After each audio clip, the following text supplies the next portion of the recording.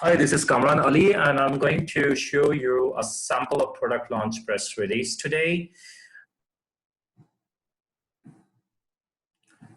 Now here we can see that it has got printed press release, then the date is mentioned when it is supposed to be released actually.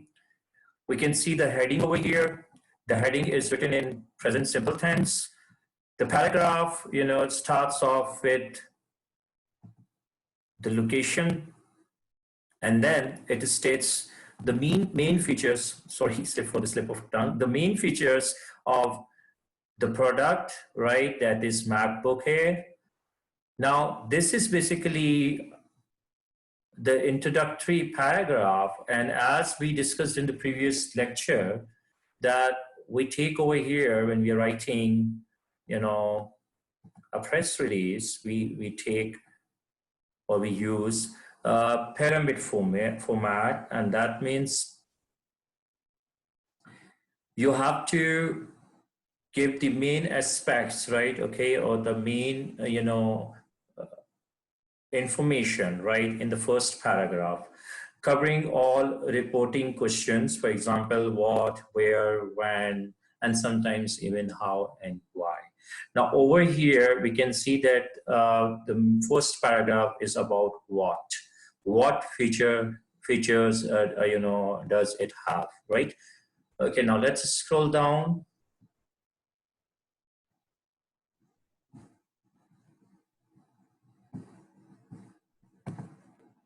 All right, let me clear the drawing first. All right, okay, now the second paragraph starts off with a quotation, and that quotation is from the Senior Vice President. Now this addition of quotation actually, makes your press release interesting, and it gives it a short story or a narrative style of writing, right? Okay, and this means that the characters, involved who are talking about the products, sharing the information, and this way, your news press release or your news release actually gets more credibility, right? Okay, because people are talking about the product, they are sharing their experiences, or they're sharing their observations and all that, right? So here we can see that more details are being shared, right, by Senior Vice President regarding the features which have been mentioned, in the first paragraph, right? Which actually sums up everything, right? All important aspects, all important features about the product. All right, now let's go ahead.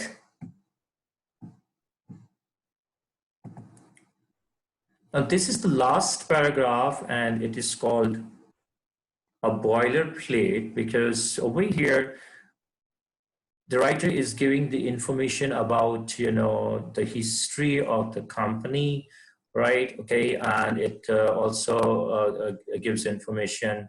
The writer also gives information about the product range of the company. So this paragraph gives us the overview of the company rather than the information about the product which is being launched. So that means that in the boilerplate paragraph, you got to give some information about the key aspects of the company, rather than discussing the topic, right, of the press release, right? So this here, the topic is not being discussed. Topic has ended over here.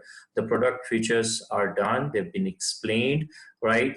First they were summed up, then a little more detail was given, and finally the last paragraph, which is called a boilerplate, actually deals with the overall information, right, or the key information about the organization and its activities, right? And in the end, we have got call for action here, the designators, the people you are supposed to contact for any further information, right? Their names and their contact, details are given, and this is how you write your press release. Okay, one thing you got to keep in mind that there may be some variations, right? Okay, in different press releases, because the format of a press release depends on what type of press release it is. As we discussed earlier, also sometimes companies, they want to launch a product, and that's why they actually share our press release with the media. Sometimes the press release is about an important promotion. Sometimes a press release may be about companies' accomplishments, right? So there are different types of press releases actually, and of course there may be some variations in the style and format, but there are a few things which would remain the same. First of them is that the pyramid format, that means the first paragraph should actually give the main idea, covering all reporting questions, okay, and then details should come in the body paragraphs, okay, and yes, quotations are to be incorporated, and the overall style is of overall style is narrative, right? Okay, you share a story and you try to hook your audience or readers, and the last paragraph needs to have the information about the key activities of the organization. That means it has to give the overview of the company, right? I hope you have understood. If you have any questions, you can ask me, and during my online classes, and or you can even WhatsApp me your questions, and I'll try my level best to answer your queries. I hope you're fine. Stay home, stay blessed. Have a nice time.